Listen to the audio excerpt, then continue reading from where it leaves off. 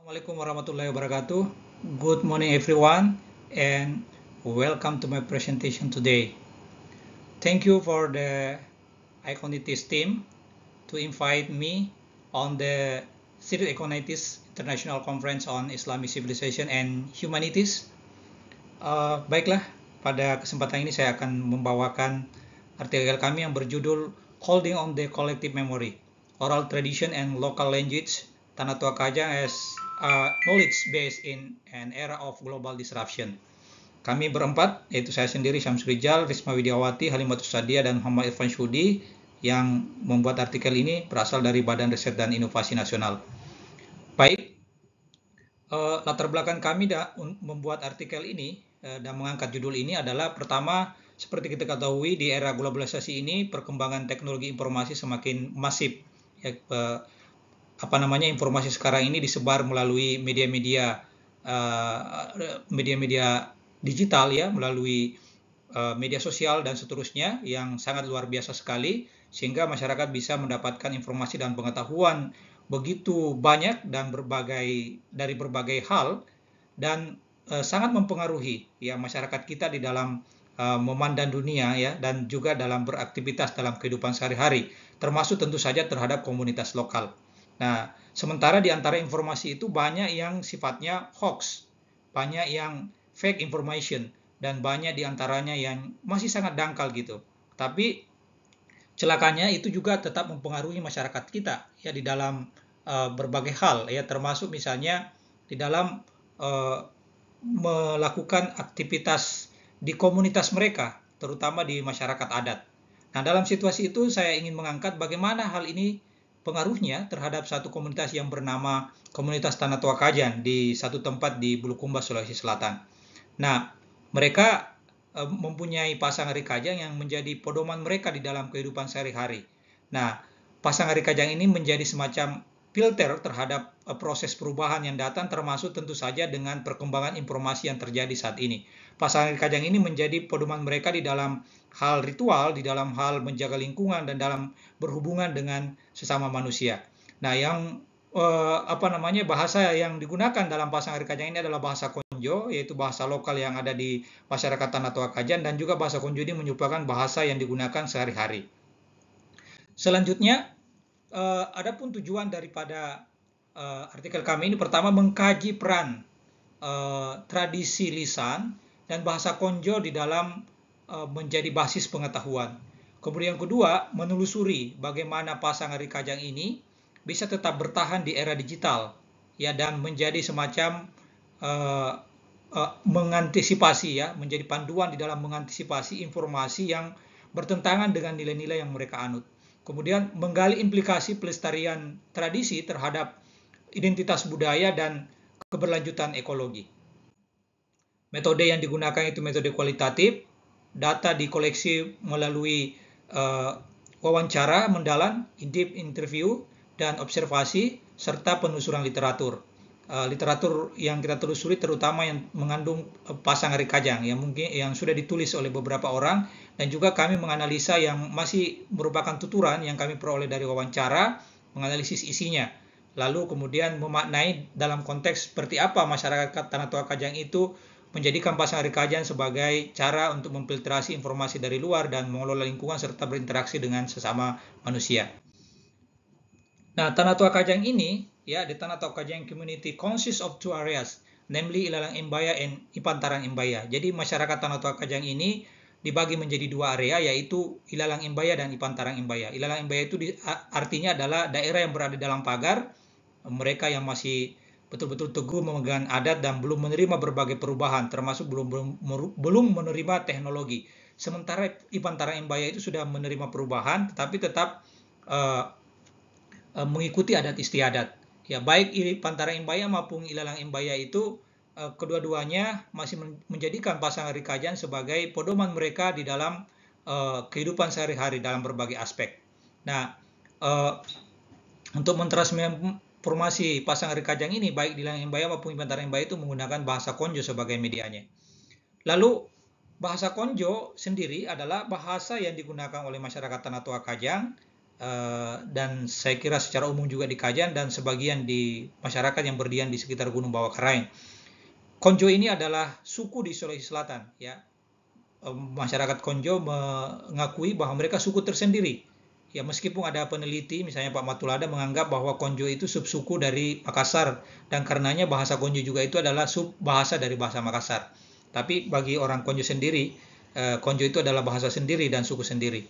Nah, Konjo ini mendapat gempuran tentu saja dari luar, ya, bahasa ini dari berbagai bahasa, baik di bahasa lokal di Sulawesi Selatan, bahasa Bugis, bahasa Makassar, maupun tentu saja bahasa Indonesia.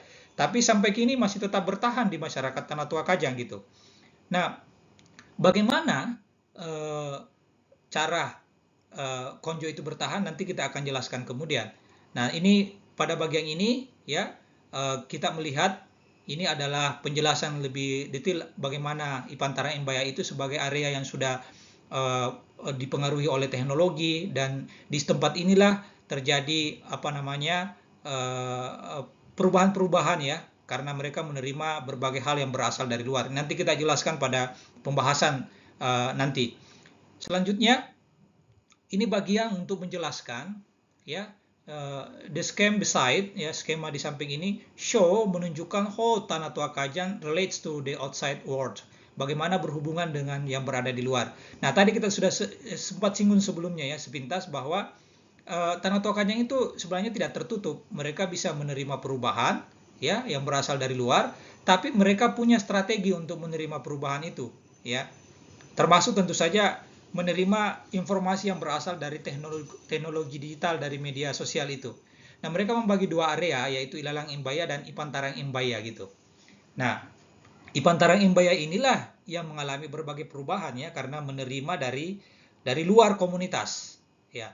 Ya, makanya itu di Ipantarang Imbaya ini kita bisa temukan sekolah, bisa kita temukan lembaga keagamaan seperti Taman Pengajian Al-Quran, ada masjid dan seterusnya. Di sini pula ada berbagai teknologi informasi seperti televisi, radio, dan tentu sekarang ada HP ya, dan mereka juga sudah berkomunikasi melalui media sosial gitu di tempat ini. Tetapi Ilalang Imbaya itu adalah daerah yang steril dari berbagai hal yang saya sebutkan tadi itu. Disinilah yang dipegang teguh ini Pasang Ari Kajang ya, yang menjadi pedoman mereka di dalam merawat alam, ya, melaksanakan ritual dan juga berinteraksi sosial. Nah, bagaimana Ipantara Imbaya ini ketika berbagai perubahan itu datang kepada mereka? Mereka tetap berpedoman kepada ajaran-ajaran yang berasal dari sini. Ya, mereka berubah tetapi dalam hal-hal tertentu ketika bertentangan dengan nilai-nilai, mereka akan bertanya ke Ilalang Imbaya, di mana di sini ada pemangku-pemangku adat yang dipimpin oleh Ammatua. Ammatua itu adalah bapak yang dituakan menjadi pemimpin tertua dari komunitas Tanah Tua Kajang. Sehingga kalau ada hal-hal yang dianggap bertentangan dengan nilai yang mereka anut, ya mereka akan segera bertanya ke Ilalang Imbaya ini, dan hasilnya itu akan mereka jadikan sebagai pedoman termasuk oleh masyarakat yang berada di Ipantarang Imbaya. Nah, kadang-kadang tentu saja ada beberapa perubahan yang tidak bisa ditolak, misalnya sistem pemerintahan, ya mereka menerima sistem pemerintahan itu ada kepala desa dan seterusnya, karena dianggap juga tidak bertentangan dengan nilai-nilai yang mereka anut yang ada di dalam itu. Tetapi di saat yang sama mereka tetap mempertahankan struktur adatnya itu ya, di dua tempat ini, baik di Ilalang Imbaya maupun Ipantarang Imbaya. Nah, ini saya kira cara masyarakat Tanah Tua Kajang itu berelasi dengan dunia luar, pengaruhnya, tetapi sekaligus bagaimana mereka menegosiasi perubahan-perubahan yang terjadi tersebut.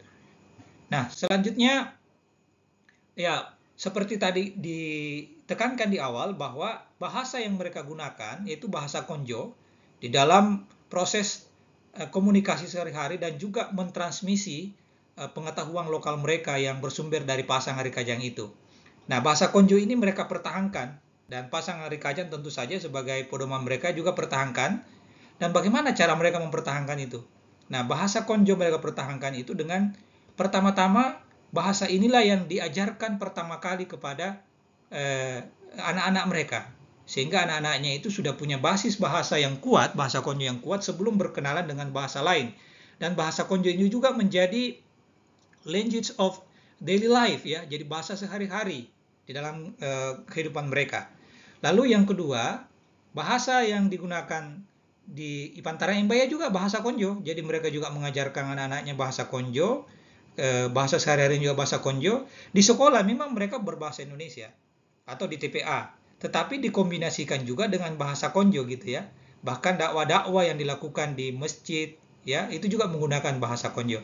Nah, sementara pasangan Rikajang bisa bertahan di masyarakat Tanah Toa Kajang karena pasangan Rikajang itu selalu dikuatkan melalui ritual-ritual gitu ya. Di ritual itu dikokohkan kembali pentingnya pasangan Rikajang ini dipodomani oleh masyarakat di sana, dan ditekankan barang siapa yang keluar atau melanggar pasangan Rikajang, maka dia akan mendapatkan mudarat bagi dirinya sendiri maupun terhadap komunitasnya.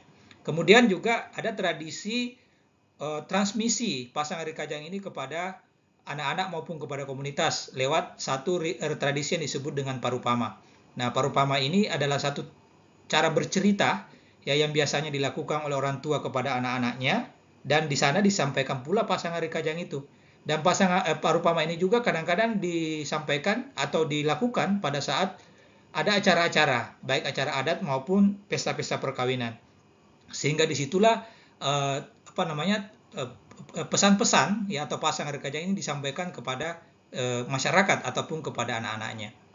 Nah, ini bagian yang menjelaskan beberapa isi pasangan Rikajang itu yang terkait dengan beberapa hal. Misalnya, the content of pasangan Rikajang which is a guideline in terms of filtering information. Jadi bagaimana pasangan Rikajang itu menjadi satu cara untuk memfilter terhadap informasi yang berasal dari luar. Nah, misalnya disebutkan di sini dalam pasangan, Teako katurut-turukii kalangit-langirii nakacini-cini. Jangan sembarang mengikuti ya dan sembarang mendengar informasi atau kemudian sembarang melihat hal-hal yang sebenarnya belum tentu sesuai dengan nilai-nilai yang kita anut gitu. Jadi ini satu pesan dari pasangan Rikajang, ketika mendapatkan informasi maka harus kembali kepada nilai-nilai yang dianut oleh masyarakat Tanah Toa Kajang. Setidaknya kembali mempertanyakan itu kepada para orang-orang tua yang menjadi pemangku adat di dalam komunitas ini. Hal inilah yang membuat mereka bisa menyaring informasi dan tidak serta-merta mengambil informasi yang berasal dari luar kalau misalnya informasi itu bertentangan dengan pasangan Rikajang atau nilai-nilai yang mereka anut. Nah, selanjutnya ini pasangan Rikajang about protecting the environment. Bagaimana pasangan Rikajang itu isinya salah satu isi yang menjadi pedoman di dalam mengelola alam. Misalnya disebut di sini parallu nijaga lamu-lamunga olo-olo nasi kuntulinoa. Perlu dijaga tumbuh-tumbuhan, hewan dan juga alam semesta gitu. Atau parallu nijaga boronga nasi kuntulinoa. Perlu dijaga hutan dan juga alam semesta. Nah, bagian ini menjelaskan bagaimana masyarakat Tanah Toa Kajang itu melindungi lingkungan mereka, terutama hutan ya. Nah, diimplementasikan pasangan Rikajang ini menjadi beberapa hal. Misalnya siapa yang merusak hutan itu akan diberikan sanksi ya berupa denda, membayar denda atau kemudian dihukum dengan hukuman tertentu gitu. Atau mereka juga mengimplementasikannya dengan membagi hutan itu menjadi 3 bagian. Ada yang disebut dengan borong karama, ada yang disebut dengan borong batasaya, dan ada borong luaraya. Nah, di 3 hutan itu, borong karama hutan keramat, borong batasaya hutan perbatasan, dan borong luaraya hutan yang ada di luar, itu menjadi pembagian untuk menentukan yang mana yang bisa digarap dan yang mana yang tidak boleh digarap. Borong karama itu sama sekali tidak boleh digarap, sementara hutan luaraya itulah yang bisa dikelola oleh masyarakat. Ini cara mereka mengimplementasikan pasangan Rikajang. Kemudian selanjutnya, ini pasangan Rikajang sebagai pedoman di dalam berelasi dengan sesama manusia. Disebutkan parallu nihargai parantaru patau, ya parallu nihargai parantaru patau. Jadi perlu menghargai sesama manusia tanpa melihat latar belakang latar belakang mereka ya, dari mana dan seterusnya gitu. Kemudian di sini disebut juga bulu si papa, lemu si batu, talan si pawa, manyu si parampe. Inti dari pasang ini adalah bagaimana mereka saling bersatu, tolong menolong, dan tidak terpengaruh dengan berbagai isu-isu yang berasal dari luar yang bisa memecah persatuan mereka. Nah, ini contoh-contoh bagaimana mereka mempertahankan tradisi. Nah, selanjutnya terakhir kesimpulan, ya ini kesimpulan kami bahwa tradisi lisan Dan bahasa lokal, kajian tetap relevan di tengah disrupsi global. Kemudian yang kedua, pelestarian bahasa Konjo adalah bentuk resistensi terhadap homogenisasi budaya. Kemudian yang ketiga, pasang rekajang menjadi kerangka alternatif hubungan manusia dan alam yang berkelanjutan. Dan yang terakhir, pengetahuan lokal adalah kekuatan komunitas menghadapi modernitas. Saya kira demikian penyampaian kami. Ya, that's all and thank you very much.